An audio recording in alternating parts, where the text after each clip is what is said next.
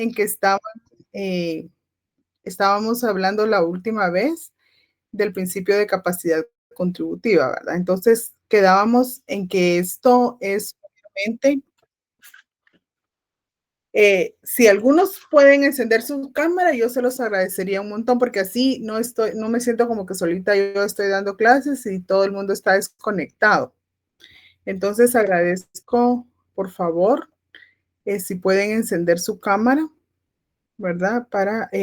O si no todos, por lo menos algunos, ¿verdad? Con 2 o 3 que me acompañen, yo me siento aquí que sí estoy dando clases, ¿verdad? Porque cuando nadie tiene encendida su cámara, yo siento que solo se conectaron y que se fueron por ahí, que estoy dando la clase sola.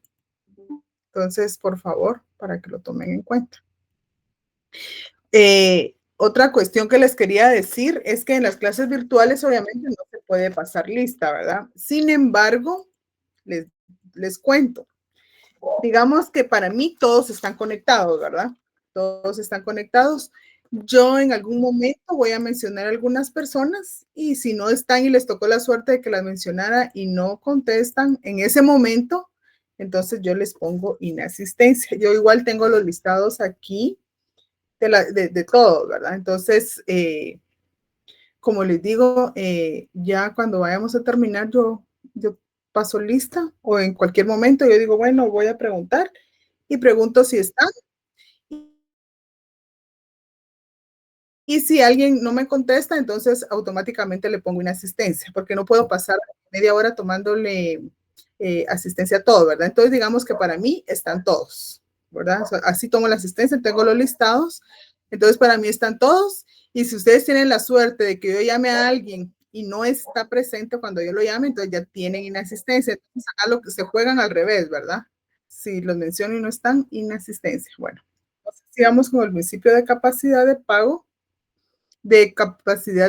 contributiva y decíamos que para ello era necesario, ¿verdad? Que el contribuyente o la persona que está obligada a tributar obviamente tenga algún medio de un ingreso, ¿verdad? Y que obviamente ese ingreso esté grabado por las leyes tributarias, ¿verdad? De lo contrario, no podría, se estaría violentando el principio de capacidad de pago, que obviamente esto podría generar o alguna acción, ¿verdad? De violación de un amparo por parte de las personas afectadas. Tenemos el principio de generalidad que obviamente significa que una persona se va a hallar en la condición y el deber de contribuir, ¿verdad? O sea, esto es todos, ¿verdad? Hablamos entonces, debe tributar cualquiera que sea de su categoría social, no importa, pero media vez se encuadre, todos vamos a contribuir. Ese es el principio de generalidad, ¿verdad? Se refiere más a un aspecto, por ejemplo, que no se trata de que todos deban pagar, sino que nadie debe ser eximido de privilegios, ¿verdad? Entonces, eso es el principio de generalidad. Todos tenemos la obligación de pagar. En este caso, entonces, nadie puede estar exento. Obviamente, hay situaciones que la ley establece, ¿verdad? Pero el límite de la generalidad, obviamente, está constituido por esas exenciones. Obviamente, hay beneficios tributarios, pero a ciertas personas, ¿verdad? Que no tributan pese a configurarse el hecho imponible, pero obviamente tienen algún carácter, alguna característica, ¿verdad? Que les va a hacer como diferentes o que va a generar esa exención, ¿verdad? Entonces, ¿se recuerdan que decíamos entonces de esa exención que obviamente todas las leyes tributarias casi siempre hacen mención a las instituciones de beneficencia, colegios e institutos, ¿verdad? Públicos, obviamente, que están amparados por la Constitución Política de la República, ¿verdad? Como las entidades también de deporte, de agricultura. Entonces, obviamente esto está amparado por la Constitución Política de la República, ¿verdad? Y obviamente esta exclusión de la tributación, ¿verdad? A quienes también se encuentran en un nivel de pobreza, ¿verdad? Quienes no tienen ingresos suficientes para una existencia digna. Entonces, obviamente, ellos también quedan fuera de esa generalidad y que obviamente todos los gobiernos, ¿verdad? A nivel Estado, pues deben de entender que por esa renta que ellos necesitan, obviamente, para subsistir, también los hace como una excepción, ¿verdad? Para poder no incluirse en esa generalidad. Ahora, lo injusto sería que teniendo las posibilidades, a alguien se le beneficie solo porque sí, ¿verdad? Entonces, eso no aplicaría.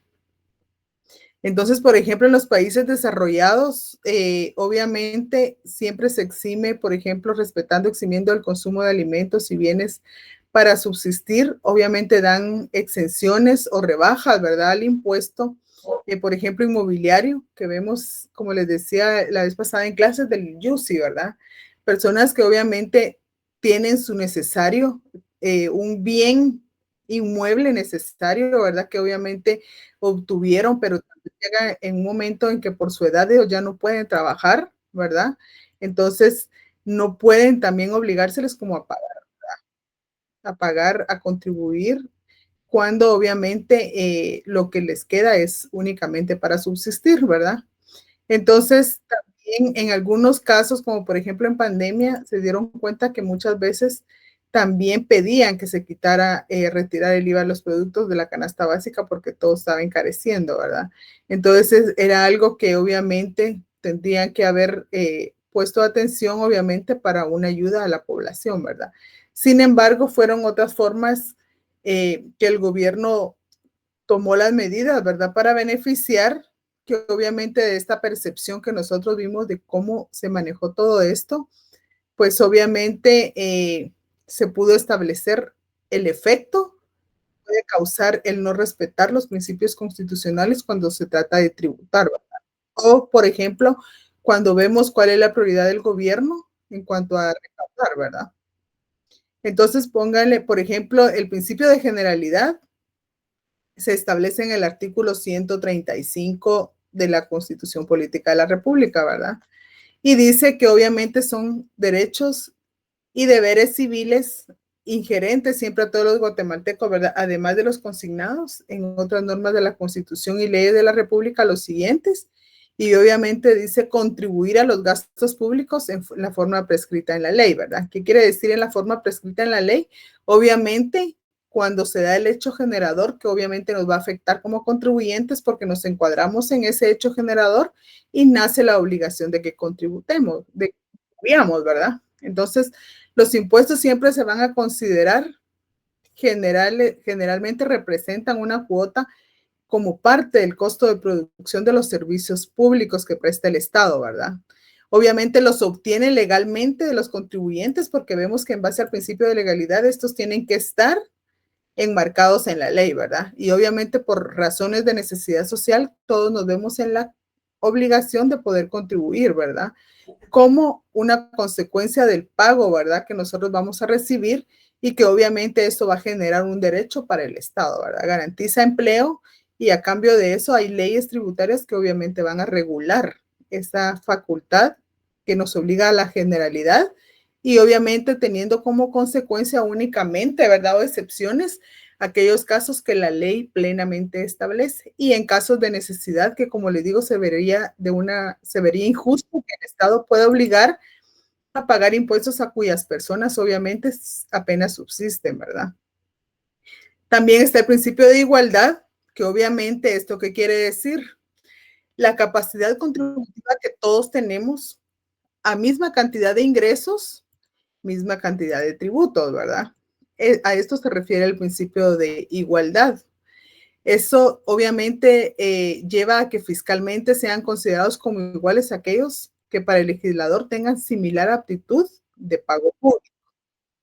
Porque también diríamos nosotros que no se podría alguien pagar menos, ¿verdad? Si obtiene los mismos ingresos. En consecuencia, siempre va a haber un tratamiento, obviamente, desigual, por así decirlo, diferente, pero por la capacidad o la cantidad de ingresos que va a obtener una persona, ¿verdad? Cuando decimos igualdad, quiere decir, todos vamos a pagar, pero obviamente en la medida, ¿verdad? De los ingresos y porcentajes que establece la ley. Por ejemplo, de impuestos sobre la renta, nosotros decimos, bueno, yo voy a pagar el 5%, o sea, depende del régimen en el que estén, ¿verdad? Y de esa cuenta, si alguien gana 10,000, entonces va a pagar una cantidad, ¿verdad?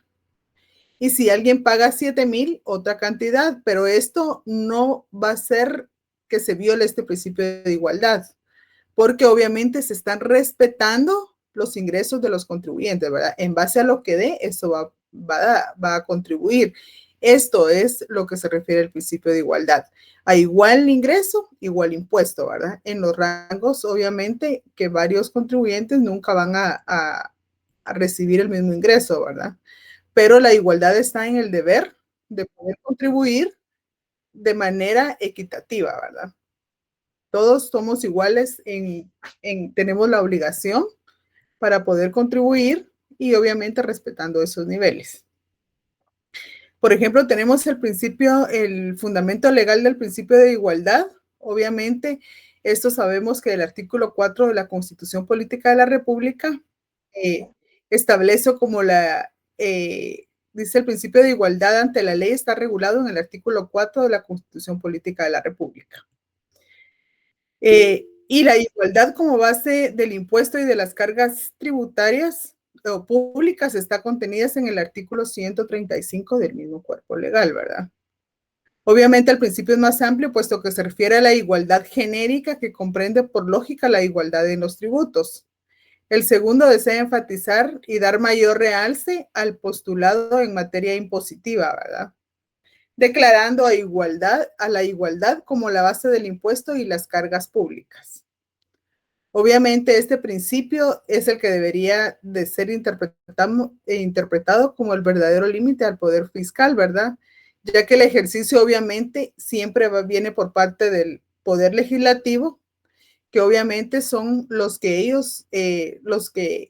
crean las leyes, obviamente, y si se viola el poder judicial como intérprete de la Constitución, puede invalidar cualquier hecho que constituya, ¿verdad? Una violación a este principio de igualdad. Dígame, Ethel. Licenciada, ahorita que estaba mencionando los diferentes pagos de ISR dependiendo de los ingresos, 5% hasta 30,000 quetzales, más de 30,000 quetzales es el 7%. Ajá. Y en el grupo estuvimos revisando la ley de IVA y nos dimos cuenta que acaba de sufrir un gran cambio ahorita en abril. Ajá. Porque existía el régimen de pequeño contribuyente y el tope para ser pequeño contribuyente era hasta ingresos de hasta 150,000 quetzales por periodo. Exacto. Para ser pequeño contribuyente, sí. Pero ahorita la ley establece que son 125 salarios mínimos de actividades no agrícolas. Eso elevó muchísimo. En lugar de... Pero, ¿sabe que yo no le encuentro, licenciada? No sé, usted me dirá si estoy en lo correcto. Lo que se me ocurre es por qué la SAT nos permitió pagar 5% a este montón de gente que estamos ahí, que cabemos en esos 125, ¿verdad? Salarios mínimos al año. ¿Es para que no reclamen crédito fiscal, licenciada? No, es que mire, pues, por ejemplo, o sea, hay muchos contribuyentes que obviamente recibían más de 150,000 al año, estaban en contribuyente normal, general, ¿verdad? Entonces todos dijeron, bueno, ahora ya vamos a poder pagar solo el 5% porque vamos a ser pequeños contribuyentes, pero no es así, ¿verdad? Porque a ellos no se les va a pasar al régimen de pequeño contribuyente, ¿verdad? Obviamente tienen que ver, no es así que automáticamente pasen, sino que obviamente la administración tributaria tiene que evaluar la forma o el comportamiento de tributar de estas personas, ¿verdad? Antes, y no es que se cambien automáticamente, sino que el cambio de régimen tiene que ser autorizado por la administración tributaria, ¿verdad? Ahora bien, los nuevos contribuyentes que nunca han contribuido y obviamente se vayan a constituyendo, se tienen que hacer, se recuerdan que les dije, las leyes no van a surtir efectos inmediatamente, ¿verdad? Esto es paulatinamente. Entonces, muchos contribuyentes pensaron que automáticamente ellos iban a quedar como pequeños contribuyentes, pero no. Entonces, esto es algo que se va a ir dando como les digo, paulatinamente, y obviamente los contribuyentes tienen que solicitar el cambio de régimen, si así lo consideran, pero también la administración tributaria lo va a hacer en base al comportamiento de las declaraciones que haya realizado el contribuyente, ¿verdad? Entonces no es solo así de fácil, ¿verdad? Y obviamente el propósito de esto es, como les digo, que los contribuyentes liberales que no están registrados, pues invitarlos a ellos poder inscribirse a estos regímenes nuevos, ¿verdad? A todas las personas que no están inscritos como contribuyente, más que todo, entonces pensamos, bueno, aunque reciban más dinero, porque a veces dicen es que no me puedo poner como pequeño contribuyente, porque obviamente ellos, ustedes se han dado cuenta que los comerciantes liberales que no tienen inscritos sus negocios, aparentemente es un negocio pequeño, pues, pero si ustedes miran, por ejemplo, en frente de los lugares donde hay bancos y hay mucha gente, hay muchas instituciones cerca que venden carretitas de chucos y todo eso, entonces ustedes miran a los dueños de esos están en el banco todos los días, en los bancos cercanos, como aquellos manojotes depositando, ¿verdad? Pero no registrados, ¿verdad? Entonces yo creo, ¿verdad? Que la creación de estos nuevos regímenes obviamente es para poder invitarlos a todos, ¿verdad? Que puedan contribuir y obviamente pues no se vean afectados porque obviamente, como decimos, va a ser el 5%, ¿verdad? Pero como les digo, esto ahorita siento que sí hay que leer esa ley, pero se recuerdan que les dije, hay que recibir como capacitación ciertamente para ver cómo va a ser eso. Yo estuve leyendo estas reformas y obviamente sí nos explicaban eso, ¿verdad? Y de que eso tiene que ser paulatina. Ahorita no nos podemos confundir porque, por ejemplo, los que estamos llevando casos de contribuyentes, procesos judiciales, no podemos ahorita, tenemos que enfatizarnos en lo que estamos defendiendo, ¿verdad? Entonces, obviamente, tocará ponerle atención, obviamente, sí hay que leer, ¿verdad? Porque sí hay que estar enterados de cómo son estos regímenes primarios. Ahora hay ciertos escalafones, ¿verdad? Ahora desaparecieron los agropecuarios porque ahora se incluyeron otros. Entonces, hay variedad, ¿verdad? Para poder estudiar y como ven ustedes, entonces las leyes tributarias se van actualizando en medida que cambia la tecnología, que cambia la forma de los contribuyentes. Ellos van creando formas de cómo poder decirles algo, tener ingresos y no pagar impuestos, porque obviamente es algo que hay situaciones que desmotivan al contribuyente a poder contribuir, pero también los expertos obviamente están evaluando esas formas de cómo poder incorporarlos a que ellos también tributen, ¿verdad? Entonces, bueno, no sé si le quedó clara la pregunta, Ethel. Sí, sí, sí, licenciada. También subió el techo para las actividades agrícolas. Ahora, Sí, o sea, tienen hasta 3 millones de quetzales. para, Para sí, pues que, o sea, ser, que ahora no, ahora antes, si subía, los cambiaban de régimen, ¿verdad? sí, ahora Entonces tienen hasta ahora, 3 millones. Y para ajá, los pequeños contribuyentes, en lugar de 150,000, 125 salarios mínimos de actividades no agropecuarias llega más o menos a 450,000 quetzales. exacto, pero eso va a ser para los nuevos contribuyentes. Yo de hecho estoy haciendo la gestión para que me cambien, que me regresen a pequeño contribuyente, ¿Y, porque no y, llego a eso. y cuándo inició? Hice la solicitud en cuanto analizamos la ley, hice mi solicitud y estoy esperando que me cambien. Ah, bueno, pero ahí nos cuenta si le dan respuesta luego, porque Sí, yo sí sabía eso, porque hay bastantes compañeras que están ellas en 029 y facturan y todo, entonces, pero no es solo así, no es solo sí, así, y yo estoy, sí, trabajan en la administración tributaria y no se pueden cambiar, ya les dijeron que eso no va a ser de un rato. Imagínense cuánta solicitud tendrán, me dijeron que va a ser a partir de agosto, que que, van a que empezar a ver los casos para ver el bueno, comportamiento. mi contador fue el que hizo la solicitud. Ajá. Porque en cuanto leímos, analizamos la ley, lo primero que hice fue llamar a mi contador, mire, tenemos que cambiarnos de régimen, porque la ley se modificó en abril. Entonces él me explicó que hay que hacer la solicitud y realmente es SAT la que me tiene que aprobar Exacto. Entonces, ¿verdad? yo le cuento, si en el transcurso del curso a ustedes le resuelven algo, Le buena cuento. información, ¿verdad? Y obviamente Sí. para los demás. Pero yo tengo, a nosotros nos comentaron que esa va a No es ser tan fácil. o sea, no es solo de cambiarse, o sea, que tienen que, Ya. algo va a ser paulatinamente, ¿verdad? Ok. Porque Gracias. imagínense si todos los que no ganan eso bajan, entonces la recaudación sí bajaría, pero el propósito es Fíjese que incorporar a los que no están inscritos. justamente esa era mi duda, en realidad, porque al contrario de ser como beneficio para la SAT, creo yo que habiendo subido el techo va a haber menos recaudación. Entonces, yo pensaba, bueno, algo debe haber atrás porque la SAT nunca va a perder.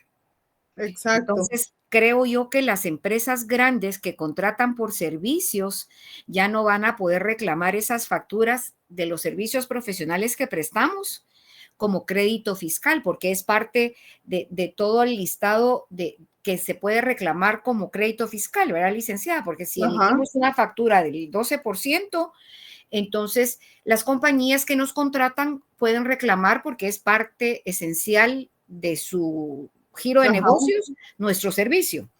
Entonces yo Exacto. pensaba, bueno, de pronto lo que quieren es que ya no crezca ese crédito fiscal para estas empresas que contratan servicios profesionales, eh, y usted emite la factura por el monto que sea, hasta 450,000 quetzales al año, pero no va a poder reclamar nada de ese crédito, Sí, ¿verdad? lo que pasa es que lo del crédito fiscal, como les dije la vez pasada, eso es no, o sea, no es, tal vez no es por decirlo como creíble que generen tanto crédito fiscal de las actividades que regulan, o sea, que los gastos se vinculen con la actividad que realizan, ¿verdad? Mm. Y por eso es que yo insisto y obviamente digo, o sea, si los contribuyentes, la ley les dice cómo deben emitir las facturas, les da cómo deben hacerlo para no cometer errores y Sí. tengan garantizado, pero no lo hacen, entonces lo único que nos llega a nosotros a decir, bueno, es que no se vinculan y ellos no quieren, ellos quieren meterlo de alguna forma, Mm. obviamente que no se revise, ¿verdad?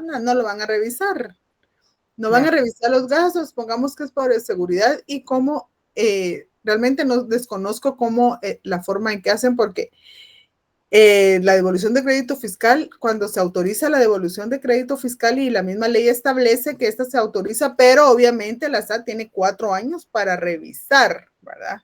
Ujú. Cualquier procedimiento que se haga, ¿verdad? O sea, todo está sujeto a verificaciones posteriores y eso se le hace saber al contribuyente, ¿verdad?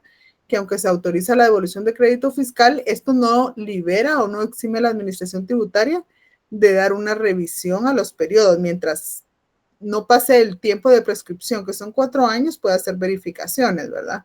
Ok. Entonces, y eso es de la misma manera. Por ejemplo, antes cuando hacíamos planillas de facturas, a veces llamaban, ¿verdad? Miren, ¿de qué es esto? Porque todo el mundo juntaba facturas para llegar a que le devolvieran, ¿verdad? Cuando antes Sí. se devolvía IVA y Sí. ISR, que a uno Ujú. le quitaban. Entonces, cumpliendo, ¿verdad? Y yo me recuerdo que a mí en una oportunidad me llamaron para que justificara porque las facturas y me dijeron que las llevara para ver quién se había emitido y todo, pero no es a todas las personas que fiscalizan porque es que es un montón de contribuyentes, Claro. ¿verdad?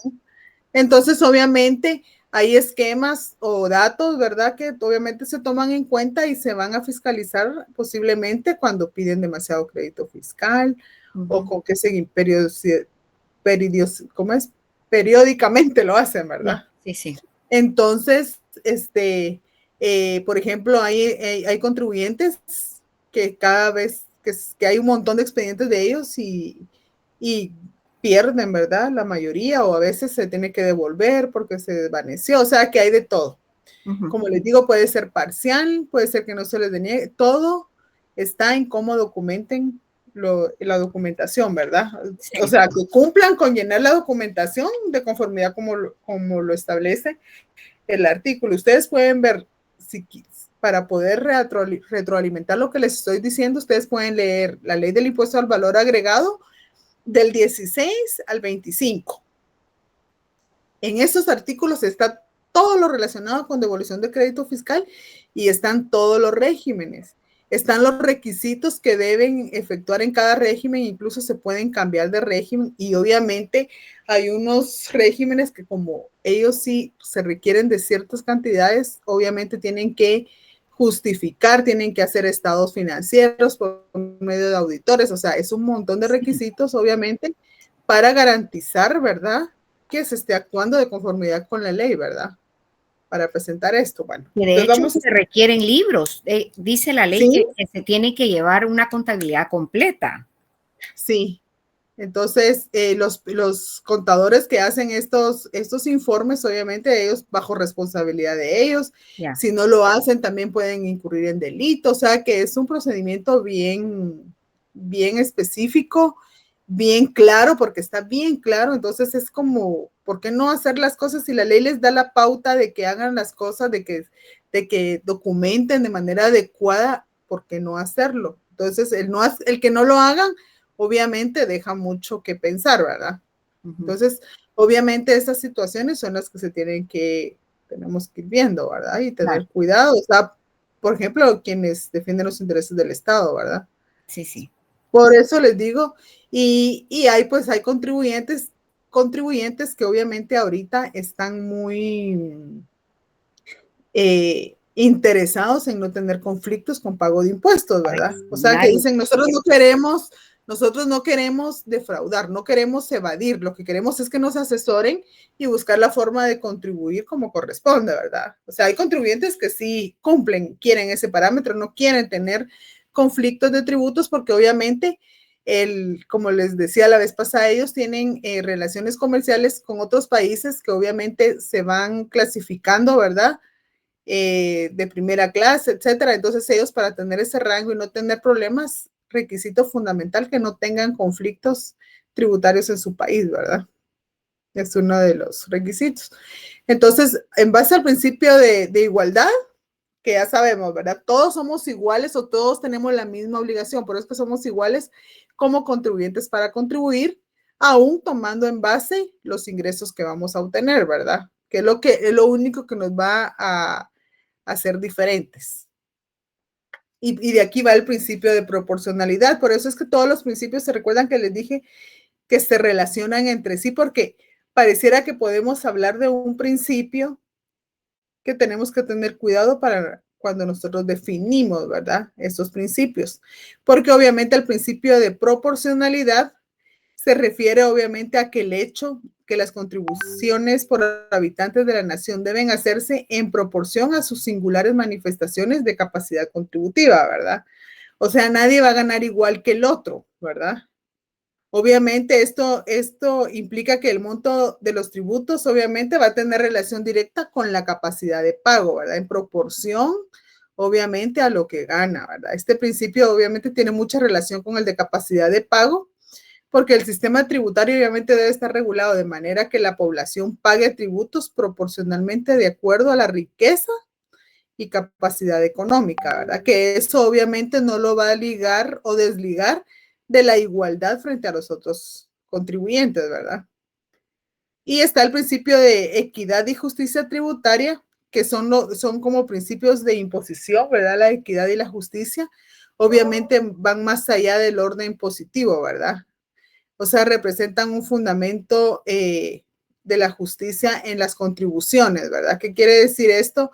Obviamente, todo tiene que ser equitativo y tiene que ser justo, ¿verdad? O sea, y eso nos lo va a garantizar siempre el principio de legalidad, ¿verdad? Estos son parte de conceptos superiores, obviamente, que ellos, lejos de importar un principio concreto de orden económico jurídico, ¿verdad?, constituye más bien un criterio de valoración de ese efecto positivo del orden que tienen las leyes hacia cierto estado, ¿verdad? Entonces, esa equidad va a colocar, obviamente, y obviamente expresado en la Constitución Política de la República, ¿verdad?, como un principio fundamental del derecho tributario. Esto, ¿verdad? La imposición debe ser regida obviamente por un fin justo, ¿verdad? Y es la base de todo derecho positivo, ¿verdad? Siempre la justicia tributaria. Cuando hablamos de justicia, obviamente, que también la Constitución Política de la República lo regula, no nos está haciendo de manera general, ¿verdad? Hablamos de justicia, estamos hablando en sentido de toda, o sea, de todo concepto que pueda afectarnos. Por ejemplo, justicia, si hablamos de aplicación de las leyes penales, ¿verdad? Justicia, si hablamos también de las leyes laborales, ¿verdad? Como les decía, las ramas del derecho, la justicia se aplica en todas las ramas del derecho. Y obviamente el derecho tributario no va a ser la excepción, ¿verdad? En ese sentido, esa equidad se va a convertir obviamente en una razonabilidad, ¿verdad? Ya que todo tributo nunca puede ser injusto y por lo tanto, si de ser injusto, este tendría que ser inconstitucional, ¿verdad? Entonces, vamos a esa justicia legal, obviamente, que persigue el bien común de la sociedad, ¿verdad? Esto también supone la igualdad y la proporcionalidad, es decir, según las capacidades de cada quien, ¿verdad? La justicia legal va a ordenar los actos del hombre al bien común, al interés de la sociedad. ¿Y cómo se va a determinar eso, verdad? Obviamente el interés de la sociedad, más que todo de la familia, ¿verdad? Y obviamente va a determinar el comportamiento de cada individuo, ¿verdad? Que realiza por un mejoramiento económico a recibir ingresos, ¿verdad? Obviamente, el Estado le da todos los elementos para que él pueda obtener un trabajo, creando para ello todas las herramientas a comerciantes, contribuyentes que obviamente van a generar empleo, ¿verdad? Y esa efectividad o esa garantía que el Estado da, obviamente que parte desde que autoriza a personas a que creen empresas, obviamente apegándose a todos los lineamientos y requisitos que un Estado va a enumerar, es con el fin primordial y va encaminado, ¿verdad? A ayudar a la población. Y entonces, ¿cómo? Generando empleo, ¿verdad? Entonces, ese es el bien común que tanto se pregona en la Constitución Política de la República, ¿verdad? Lo vemos entonces cómo la población va a conseguir trabajo, qué va a hacer el Estado para garantizar a los contribuyentes un ingreso. Entonces, crear las herramientas, crear todas las instituciones legales para que las empresas, las personas emprendedoras también puedan crear esas grandes empresas y generar empleo, ¿verdad? Entre más grandes sean, más empleo se genera y obviamente toda la población puede tener acceso a un trabajo, ¿verdad? Que obviamente, como les digo, previamente estableciendo todas las condiciones del Estado y obviamente con ello el Estado que va a conseguir también recibir de parte de la persona que va a trabajar una contribución con el pago de impuestos, ¿verdad? Entonces todo regresa como una compensación, por así decirlo, ¿verdad? Entonces, ¿qué decimos? La equidad siempre es lo justo, ¿verdad? O sea, la equidad no es el de corregir la ley al aplicarla a determinados casos particulares. Obviamente no se trata de corregir, se trata de interpretar razonablemente, ¿verdad? Tiene una función correctiva, obviamente, que va a llevar a evitar las injusticias en la aplicación de la ley en el caso de los contribuyentes, ¿verdad? Entonces, la ley se va a aplicar igual, la misma sanción a quienes cometan la misma infracción, ¿verdad? Eso es equidad. Vamos a ser equitativos aquí a cada quien lo que merece. Si alguien no infringe la ley, obviamente es una forma de equidad, el no sancionarlo porque él no está, ¿verdad? Entonces vamos a ser equitativos y le vamos a dar únicamente a quien le corresponde, ¿verdad? O sea, no vamos a decir, ay, sí, como el contribuyente infringió, eso se va a dividir entre todos, ¿verdad? Equidad quiere decir, bueno, le vamos a dar a cada quien lo que merece, ¿verdad? A sancionar a quien lo merece y obviamente esa es el fin primordial cuando hablamos de equidad y justicia, ¿verdad? Entonces, ¿cuál es el principio legal del principio de la equidad tributaria? Entonces, vemos que está el artículo 239 de la Constitución Política de la República, que establece el principio de legalidad, ¿verdad? ¿Se acuerdan que de ahí partimos todos? Pero ese mismo artículo dice que corresponde con exclusividad al Congreso de la República decretar impuestos y al finalizar dice, y de acuerdo a la equidad y justicia tributaria, ¿verdad? Y si se dan cuenta, el nombre del artículo, ¿verdad? empieza el principio de legalidad. Entonces se dan cuenta que todos los principios van como abrazados por el principio de legalidad, ¿verdad? Y el artículo 243, que también, cuando se refiere al principio de capacidad de pago, dice también que el sistema tributario debe ser justo y equitativo. Entonces, los principios de justicia tributaria y equidad regulados en el artículo 239, obviamente consiste en esa justa distribución de las cargas tributarias, ¿verdad? Como les digo, con el fin de que se ajusten a esa capacidad económica del contribuyente, ¿verdad? Y obviamente esto está regulado en sentencias de la Corte de Constitucionalidad. Y en las diapositivas, ¿se recuerdan ahí? Les cito algunas sentencias. Si ustedes pudieran buscarlas, sería bueno, ¿verdad? Para que ustedes vayan como, los invito yo a que puedan practicar. Busquen sentencias en las páginas, que eso es lo que les va a tocar más adelante. Y está el principio de no confiscatoriedad, ¿verdad? Dice la confiscación es la acción o efecto de privar uno de sus bienes y aplicarlos al fisco. Esto es lo que no se puede hacer, ¿verdad? Obviamente, confiscarle al contribuyente algo que tiene para subsistir solo con la intención de que pague un impuesto.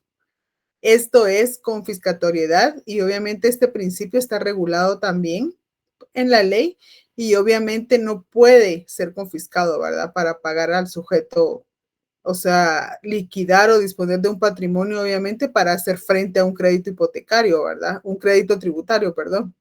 Entonces, no puede obligarse a un contribuyente, mire, usted cómo nos debe, tiene que vender su casa, tiene que vender su carro y nos tiene que pagar, ¿verdad? Esto sería confiscatorio. Dígame, Ethel.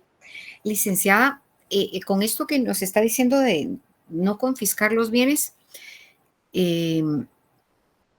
cuando se deben muchas cuotas de UCI, ¿pueden hacerle una anotación a su propiedad? No, es que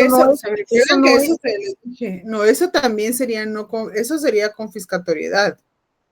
O sea, póngale que, o sea, legalmente no está establecido, pero cuando el principio de no confiscatoriedad claramente establece que eso no se puede hacer, aplica en todos los ámbitos, ¿verdad?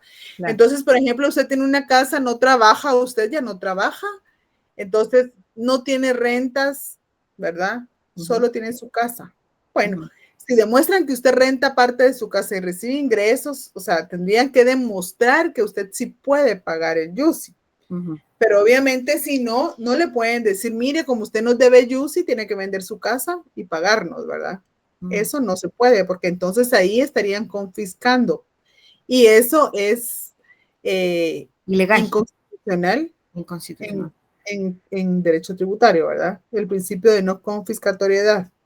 Ok.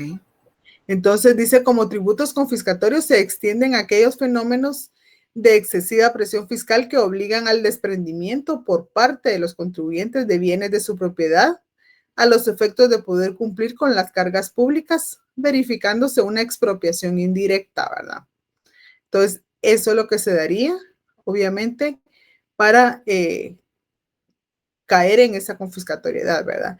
Y el fundamento legal de este principio lo encontramos en el artículo 241 y en el 243 de la Constitución Política de la República. Entonces, el artículo 41 indica que por causa de actividad o delito político no puede limitarse el derecho de propiedad de forma alguna y se prohíbe la confiscación de bienes y la imposición de multas confiscatorias. En ningún caso pueden exceder del valor del impuesto omitido. Si se dan cuenta acá también, se recuerdan que les dije que cuando un impuesto, por la omisión de impuestos, la regla general es que la sanción siempre va a ser el 100%, ¿verdad? Eso es lo general y está regulado en el Código Tributario, que es general, pero hay unas leyes específicas que regulan otro tipo de sanción, ¿verdad? Y obviamente eso ustedes lo van a descubrir cuando realicen sus trabajos. Entonces, y el artículo 243 también dice el principio de capacidad de pago, ¿verdad? El sistema tributario debe ser justo y equitativo. Para el efecto, las leyes tributarias serán estructuradas conforme al principio de capacidad de pago y se prohíben los tributos confiscatorios, ¿verdad? Entonces, ese es el fundamento legal 41 y 243 de la Constitución. Entonces, obviamente, vemos entonces estas materias y, por ejemplo, la Corte de Constitucionalidad estipuló, miren lo que argumentó en una sentencia, dice, está claro que lo que se prohíbe es el impuesto confiscatorio, es decir, aquel impuesto excesivo, que produce efectos indeseables, ¿verdad? Que excede el límite de lo razonable o aquellos que sustraigan una parte sustancial de la propiedad o la renta. En ese sentido, se ha señalado que en todo sistema constitucional donde se encuentran establecidos principios rectores del ejercicio del poder tributario del Estado y se garanticen los derechos fundamentales de los ciudadanos, las tributaciones confiscatorias pueden ser consideradas inconstitucionales, ¿verdad?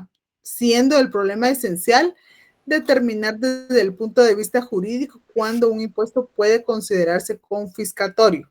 Entonces, cuando nosotros ya sabemos qué es confiscatoriedad, inmediatamente ustedes pueden identificar que se está dando para poder plantear entonces, ¿verdad? Una inconstitucionalidad. Ahora, por ejemplo, la clasificación, por ejemplo, de la confiscación de tributos, dice la confiscación por un tributo originada en tributos singulares se configura cuando la aplicación del tributo excede la capacidad contributiva del contribuyente, ¿verdad? Disminuyendo su patrimonio e impidiendo ejercer su actividad. Entonces, estos son los elementos que nosotros tendríamos que identificar. Nos encuadramos en esto, entonces ya sabemos, ¿verdad? Confiscación por una suma de tributos. Así como un tributo singular puede ser considerado como exorbitante y por tanto confiscatorio, la misma situación puede darse ante una concurrencia de tributos, ¿verdad? Cuya sumatoria se transforma en imposible soportar por el contribuyente. Obviamente esto tiene que ser demostrado, ¿verdad? Esto de la confiscación tiene que ser demostrado y obviamente avalado con documentación, ¿verdad? Y está el principio de doble o múltiple tributación, ¿verdad? Que muchas veces los identificamos, pero no necesariamente es que se dé como nosotros pensamos, ¿verdad? Ahorita les explico. Desde el punto de vista económico, dice cuando determinada manifestación de capacidad contributiva es grabada 2 o más veces, se produce una doble o múltiple imposición. Se tipifica cuando un mismo contribuyente está sometido al pago de más de un impuesto, de igual naturaleza por el mismo hecho generador, por idéntico periodo aplicado por más de un ente político, ¿verdad? Público debe ser aquí, que tenga el correspondiente poder original de crearlos. Entonces, ¿qué pasa acá? Dice, hay 5 elementos que tiene que darse para que ocurra esta doble o múltiple tributación, ¿verdad? Que sea un mismo sujeto pasivo, o sea, un mismo contribuyente, que dicho contribuyente sea sometido al pago de más de un impuesto y que el tributo sea de la misma naturaleza, que sea por el mismo hecho generador y que sea por el mismo periodo impositivo. Y obviamente por lo general no aparecen en la misma norma, sino diversos en varias disposiciones. Entonces, por ejemplo, a veces cuando hablamos de la ley del impuesto, legados y donaciones, a veces en la ley del timbre fiscal, dice se exoneran, a veces hace relación a ciertos documentos que se pueden elaborar en materia de donación. Dice, entonces se paga tanto si no se ha cumplido en tal, o lo mismo remite también a la ley del impuesto al valor agregado, ¿va? Lo que ya pagó IVA, o por decirlo, ya pagó impuesto de timbre fiscal en un acto, ¿verdad? Por ejemplo, si se va a pagar IVA en formulario o se va a pagar en timbres fiscales, ¿verdad? El impuesto cuando se celebra, se hace un documento notarial. Entonces aquí se excluye uno del otro porque entonces ahí habría doble o múltiple tributación. Dígame, Ethel. Licenciada, con esto de la doble tributación, por ejemplo, el pago del IVA por salarios, por servicios profesionales. Usted paga 12 o 5% de IVA, pero también le cobran 5 o 7% de ISR. eso no se considera una doble tributación porque el mismo hecho, o sea, los servicios que usted está prestando son los que se están, los sí, que están haciendo efectos. Pero al final de año usted hace una liquidación, ¿verdad? Porque, por ejemplo, a mí me descuentan ISR todos los meses. Me descuentan ISR todos los meses. Todos los meses. Pero cuando uno hace su planilla, esos 600 que se lo devuelven, se lo restan al ISR o puede ser... A mí nunca me han devuelto. Porque tal vez no lo ha declarado, pero sí le devuelven a uno. Sí hago. Bueno, es que antes devolvían bastante, ahora en base a las facturas, ¿va? Ustedes cuentan ISR y entonces uno reporta, ahorita lo más que le pueden devolver son 600, ¿verdad? Por la modificación que le hicieron, pero le devuelven sí. con las facturas del IVA, usted le devuelven ISR.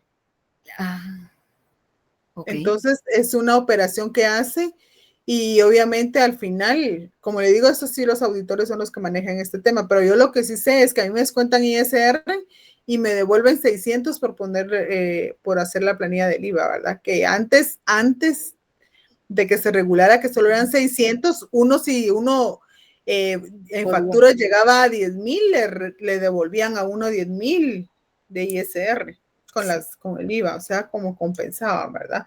Sí. Igual pasa los que pagan ISO, ¿verdad? Pagan ISO o ISR y lo pueden acreditar. Los pagos que realicen de ISO lo pueden acreditar a pagos de impuestos sobre la renta. Pero como le digo, esas cuestiones, los auditores son los encargados de explicar cómo procede esto, ¿verdad? Cuando hay compensación y obviamente hay unos supuestos en la ley del ISO que regulan cómo debe declararse, ¿verdad? Y cómo aplica. Hay unos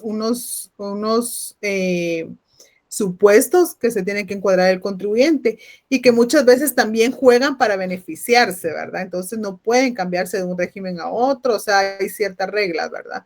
Pero aquí aplica, ¿verdad? O paga uno o paga el otro. Entonces, por lo general, las mismas leyes establecen cuándo no se paga. Por ejemplo, que pueden decir se puede pagar a excepción de o cuando haya pagado al impuesto. Las mismas leyes lo tipifican y ustedes se van a dar cuenta y si van identificando eso en alguna ley, sería bueno que lo subrayen para que lo mencionen acá.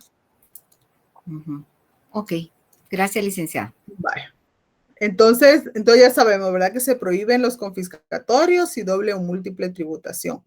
Y obviamente está el principio también bien importante, que es el principio de irretroactividad, ¿verdad? Entonces, obviamente significa que ustedes saben que todo esto del principio de irretroactividad quiere decir que la ley nunca va a tener efecto retroactivo, ¿verdad?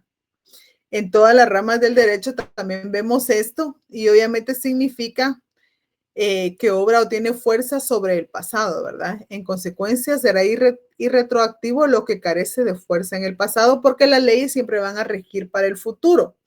Pero en materia tributaria, obviamente, se va a aplicar en beneficio del contribuyente. Entonces, el Código Tributario consigna, ¿verdad?, que las leyes se aplicarán desde que entra en vigencia, además de regular que se conserva la posición jurídica constituida bajo una ley anterior, bajo el imperio de otra, o sea, un derecho adquirido. ¿Qué quiere decir esto? Aquí no es que la ley tenga, el derecho tributario tenga carácter de retroactivo, ¿verdad? Sino que simplemente, por ejemplo, está en un privilegio de exención, por decirles algo, bajo una ley que les dieron a ustedes una exención por...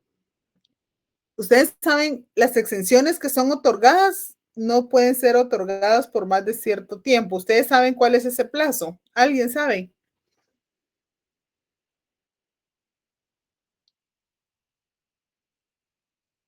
No le escucho. Nos mencionó el de 10 años para los... Bueno, entonces digamos que por 10 años, ¿verdad? No pueden ser extendidas por más de 10 años. Pero viene una empresa, entonces hay una reforma, por ejemplo, se crearon unas que se quitaron todas las exenciones, ¿verdad? Desaparecieron todas las exenciones. Sin embargo, las que ya fueron otorgadas por cierto plazo no pueden quitarse, tienen que cumplir ese plazo aunque hayan reformas, porque ya están amparadas bajo una ley anterior, ¿verdad? Entonces, este es un derecho adquirido que la ley les otorga y que obviamente los ampara de poder quitarle los beneficios que ya habían tenido mediante la vigencia de la ley que va a ser derogada, ¿verdad? Por así decirlo.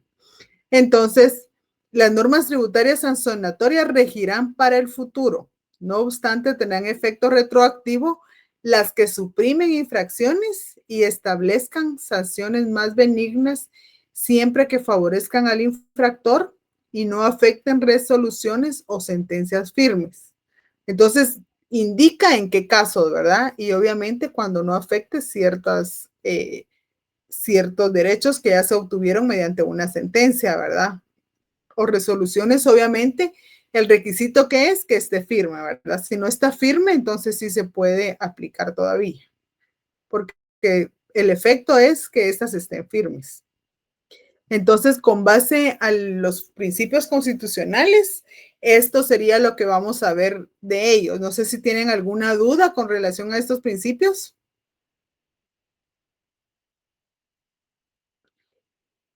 Y les voy a subir una presentación de la eficacia de las leyes tributarias, que obviamente estas van encaminadas a ver la integración de normas que debemos hacer en derecho tributario, ¿verdad? Las leyes que se relacionan y que nos van a servir de luz, es su fundamento para poder nosotros más adelante poder como tener el control de cómo debemos actuar en ciertos procedimientos, ¿verdad? Acá no está regulado, pero esta ley me va a remitir a la otra, ¿verdad? Y le va a despejar, por ejemplo, las dudas, por ejemplo, en cuanto al Código Tributario, la ley del organismo judicial, el Código Procesal Civil y Mercantil y la ley de lo contencioso administrativo, que van a ser sus principales armas o sus principales leyes para que ustedes puedan ejercer, obviamente, una defensa, ¿verdad? Una buena defensa ante quien les pida una asesoría, ¿verdad?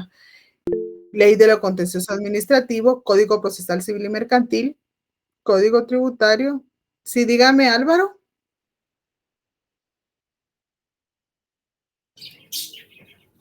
Una consulta. ¿El principio de retroactividad en qué artículo lo podemos encontrar? Perdón. Tiene el artículo, el Código Tributario. Sí. ¿Puede leer el 66? Ahorita.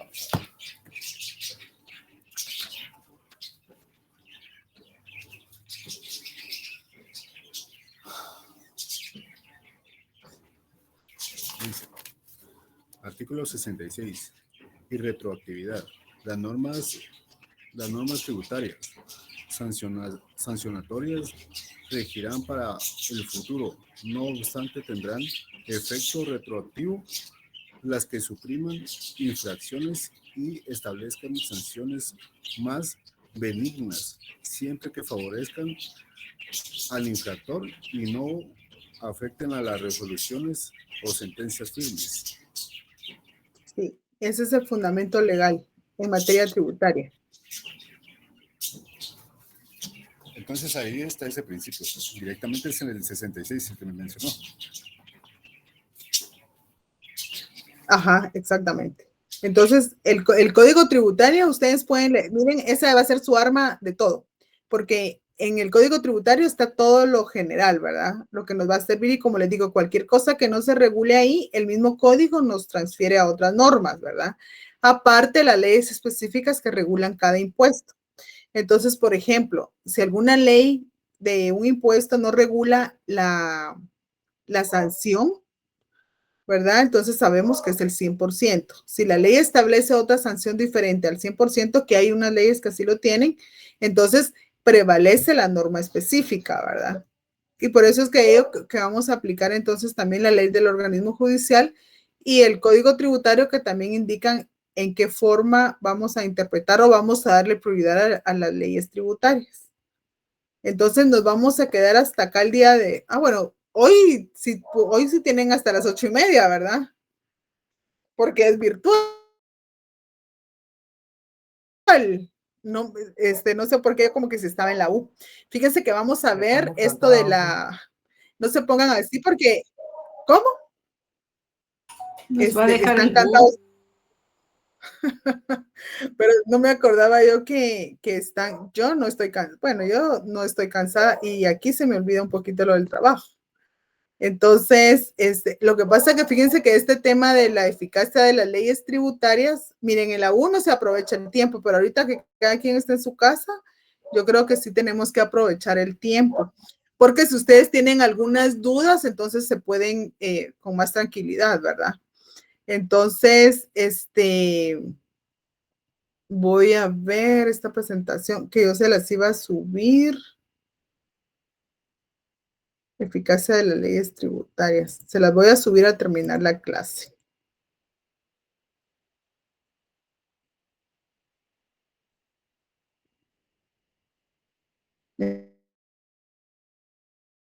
Entonces, miren, pues, por ejemplo, acá, la eficacia de las leyes tributarias, como dijimos, está siempre sujeta a la interpretación y la integración de leyes, ¿verdad? Entonces, por eso es que debemos nosotros conocer cuáles son las fuentes del derecho tributario.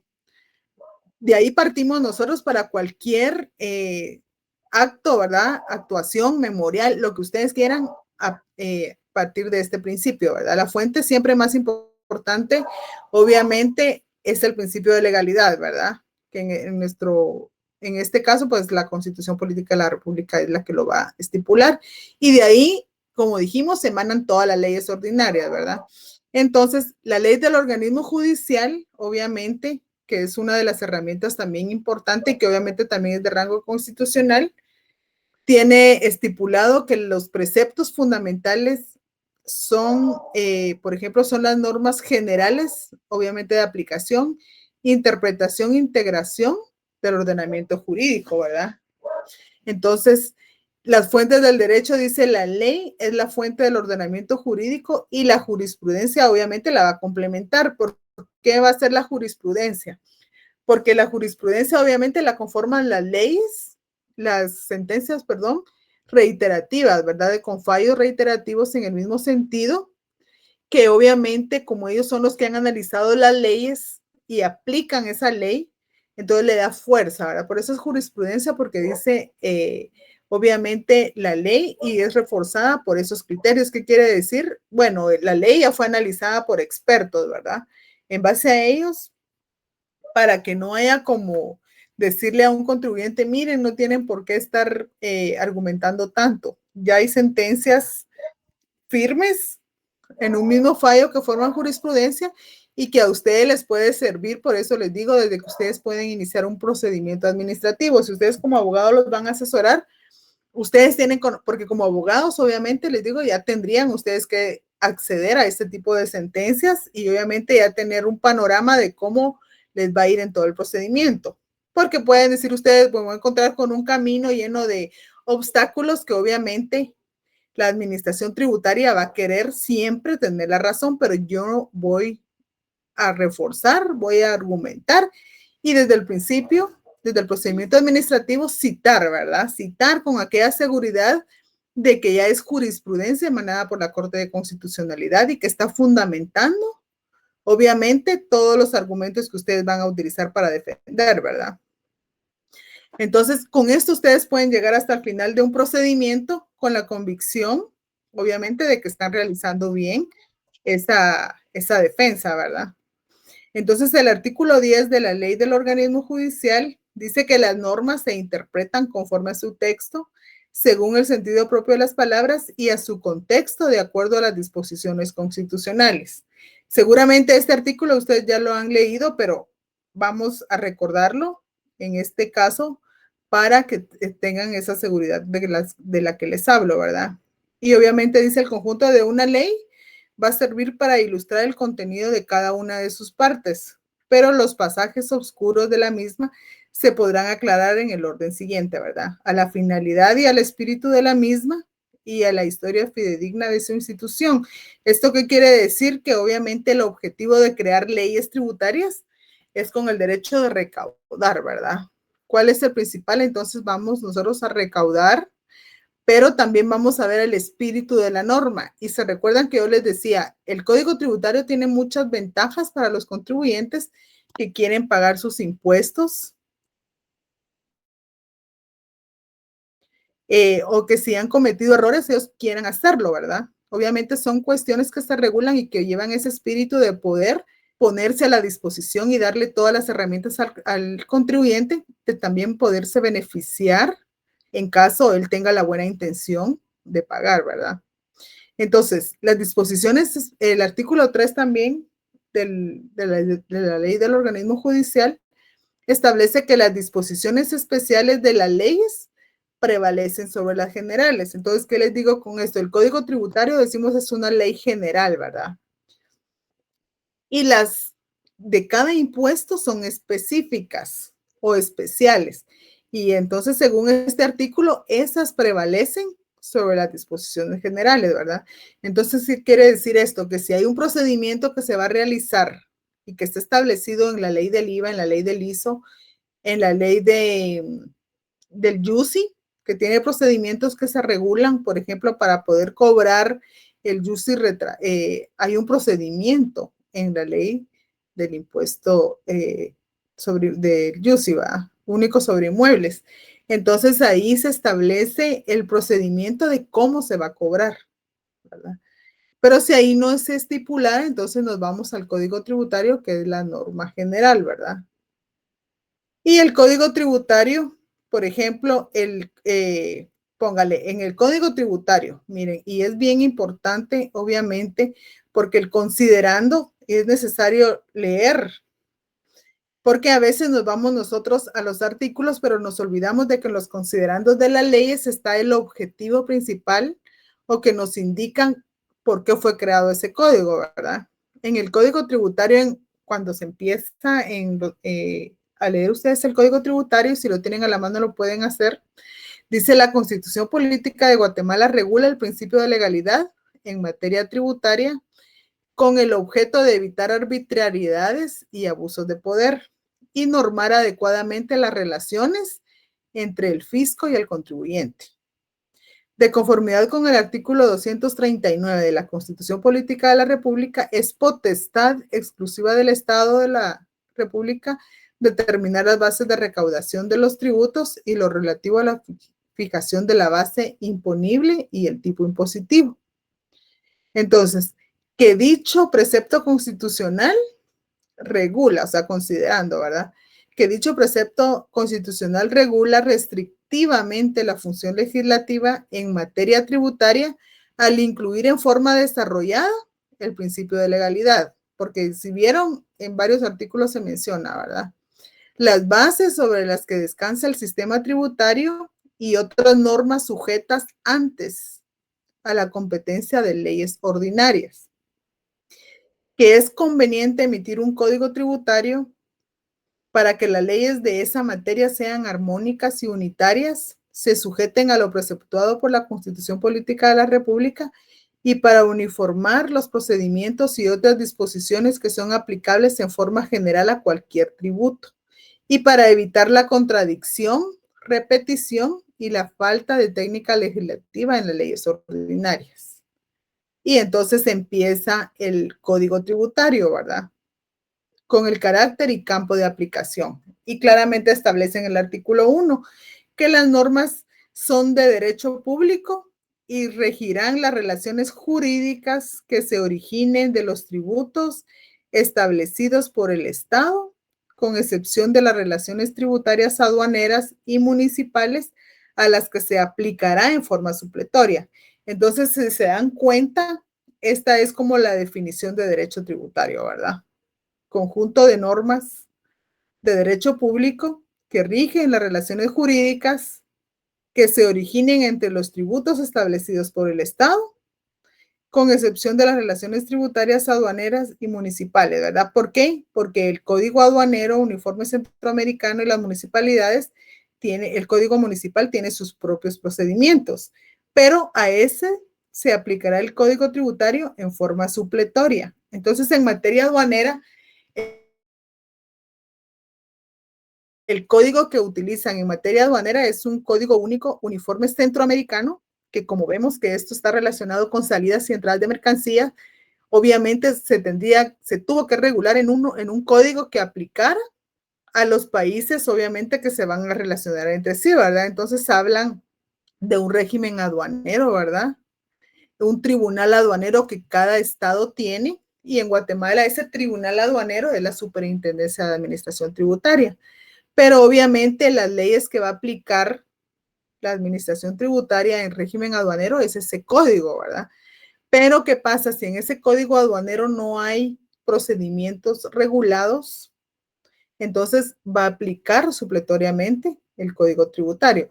Y si ustedes han leído estos códigos y su reglamento, el Cauca y el Recauca, entonces son enormes y tienen un montón de cuestiones reguladas, obviamente definiciones que entendemos por mercancía, las zonas francas, o sea, es un campo bien completo, ¿verdad? Pero cuando nos vamos a aplicar a procedimientos administrativos, obviamente, si no están, hay algunas cuestiones que no se regulan, entonces nos vamos al código tributario, que como bien ustedes podrán ver, aquí se establece que se aplican de forma supletoria. Y también se aplicarán en forma supletoria a toda relación jurídico-tributaria, incluyendo, ¿verdad?, las que provengan a favor de entidades descentralizadas o autónomas y de personas de derecho público no estatales. El mismo Código Tributario también establece cuáles son esas fuentes del derecho tributario. Esto, si tienen el Código Tributario a la mano, lo pueden ir leyendo junto conmigo, porque eso es lo que prácticamente les estoy leyendo acá.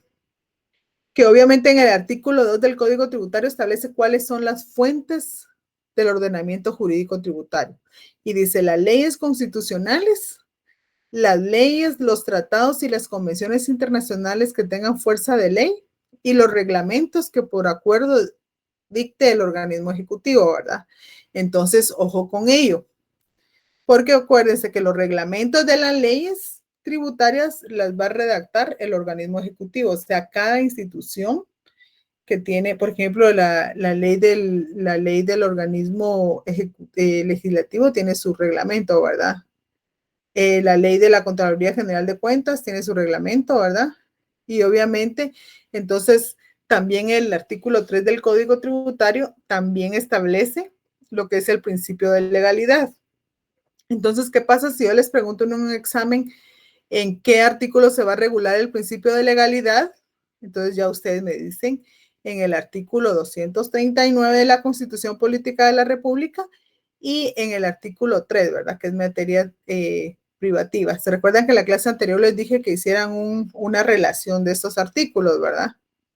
Y obviamente aquí se establece para qué se necesita una ley en materia tributaria, ¿verdad? Y obviamente decretar tributos, otorgar exenciones, condonaciones, deducciones, todos esos descuentos o beneficios fiscales, ¿verdad?, que tiene regulado la ley. Para todo ello se necesita la emisión de una ley que así lo regule, ¿verdad? Obviamente para también fijar obligaciones, ¿verdad?, pagar los intereses. Algunas leyes, por ejemplo, en aduanero antes no se establecía que se pagaran intereses resarcitorios, ¿verdad? Solo decía se confirma la multa y si no se especificaba que era el 100% de la multa, no se ponía, no se sancionaba en materia aduanera, ¿verdad? Hubo un tiempo que decía, bueno, si no dice, la resolución no está diciendo más multa e intereses, solo se va a cobrar el importe del impuesto dejado de pagar, ¿verdad? Entonces tienen que fijar y establecer, obviamente, de manera que quede claro, ¿verdad? Una resolución, por ejemplo, si le notifican al contribuyente una resolución que indica que solo tiene que pagar la multa, ¿verdad? A ustedes les pueden indicar, mire, pero es que el Código Tributario dice que también tiene que pagar el 100% de la sanción. Ojo con ello. Por eso es que tienen que estar bien pendientes de lo que van a leer ustedes en una resolución, ¿verdad? Que establece la resolución y dice también a lo literal de la resolución, ¿verdad? Porque si en la resolución solo dice el contribuyente debe pagar tanto por ciento o sea, 3,000 quetzales de impuesto que dejó de pagar, pero en la resolución no dice más del 100% o más la multa del 100% e intereses resarcitorios, ojo con ello, porque entonces ahí ustedes dicen, disculpen, pero acá no me están sancionando a multa, ¿verdad? Entonces son cuestiones que ustedes tienen que ir verificando en cada actuación o documento que sea emitido, ¿verdad?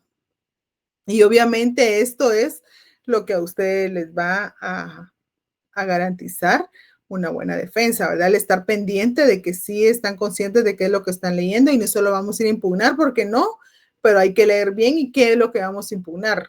esclarecer bien en el documento que vamos a presentar ante la administración tributaria, o sea, ya un órgano jurisdiccional, pero bien fundamentado, ¿verdad? O sea, que digan, bueno, sí sabe lo que está pidiendo, ¿verdad? No solo porque no estoy de acuerdo. Entonces, obviamente, el principio de legalidad, entonces, como sabemos, están reguladas en el artículo 3 del Código Tributario, ¿verdad? Y en el artículo 4 habla los principios aplicables a interpretación, miren. Entonces dice, la aplicación, interpretación e integración de las normas tributarias se hará conforme a los principios establecidos en la Constitución Política de la República de Guatemala, los contenidos en este código y en las leyes específicas, en las leyes tributarias específicas y la ley del organismo judicial. Entonces, si se dan cuenta, son las mismas leyes que siempre vamos a utilizar, ¿verdad? Obviamente habla de la integración por analogía, que obviamente cuando hay oscuridad o no se puede entender una ley, ¿verdad? Obviamente, por analogía, dice, no pueden instituirse sujetos pasivos ni crearse, modificarse o suprimirse obligaciones tributarias, exenciones, ¿verdad? O sea, si no entendemos, obviamente tenemos que verificar, ¿verdad? Que no puedan crearse, obviamente, al sujeto pasivo perjuicio, por así decirlo, ¿verdad? Obviamente cada quien lo va a utilizar en la forma en que lo vaya a interpretar, ¿verdad? Dice, sin embargo, dice, por aplicación de analogía, no podrán instituirse sujetos pasivos, o sea, no pueden crearse contribuyentes, ni crearse, modificarse o suprimirse obligaciones, exenciones, exoneraciones, descuentos, deducciones u otros beneficios, ni infracciones o sanciones tributarias. Entonces, el artículo 6 también habla que en caso de conflicto entre leyes tributarias y las de cualquier otra índole, predominan en su orden de este código, dice, o las leyes tributarias relativas en materia específica, ¿verdad? Entonces, en leyes tributarias siempre va a predominar el código tributario.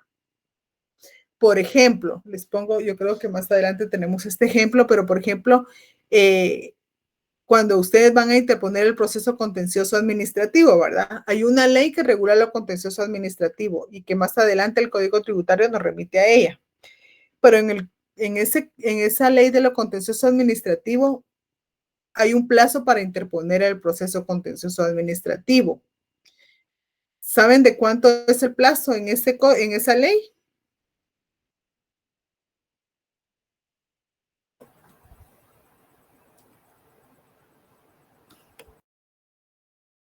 Ahí habla que son 3 meses, pero el Código Tributario acá predomina y en el Código Tributario se indica que son 30 días. Entonces, ese es el que se va a aplicar porque obviamente es el que prevalece, ¿verdad? Y si no estuviera regulado acá, entonces sí nos íbamos nosotros a aplicar la ley de lo contencioso administrativo, ¿verdad? Licenciada, perdón, ¿qué artículo estaba leyendo? Ahorita en el Código Tributario es el artículo 6. 6.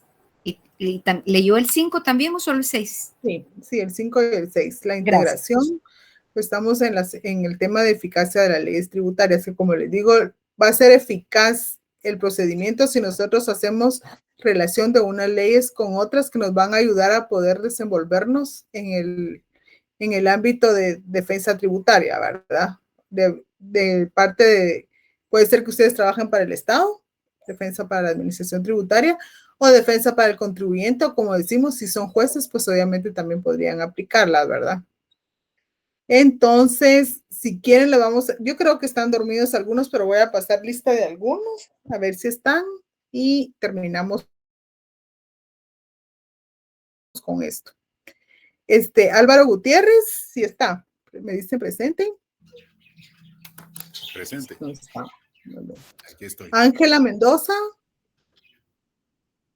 Presente, Lic. Astrid Salazar. Astrid Medina. Presente, licenciada. Muy bien. Carlos Abularach. ¿Qué tal, licenciada? Buenas noches. Presente. Bien. César Augusto Gutiérrez. Presente, licenciada. Bien. Dairi Azucena Sinay. Presente, Linda. Daniel Reyes. Presente, licenciada. Douglas Maldonado. Presente, licenciada. Muy bien. Bueno, entonces le voy a subir este documento si quieren, entonces, si lo leen. Y recibimos clases el día martes presencial, primero Dios, y ya con los grupos hoy. Entonces, lean porque sí quiero que participen en clase, no solo quiero estar repitiendo. Entonces, para poder avanzar y nos vamos al otro tema. Y así ya, de hecho, empezamos en materia, que es lo más bonito, ¿verdad? Los procedimientos. Entonces, que tengan una feliz noche. No sé si tienen una duda hasta ahorita, si no, ahí dejamos. Todo bien, licenciada. Perdón, Linda, sí estoy... Muy bien. Buenas noches, Perdón, licenciada. Linda, sí estoy en su clase. No escuché mi nombre. William Escatuy. Sí, les dije Gracias. que todos están, solo los que llamaban si no se pronunciaban no iban a estar. Muy bien. Ok. Feliz Muchas noche. gracias. Feliz noche. Feliz noche, licenciada. Feliz noche, licenciada.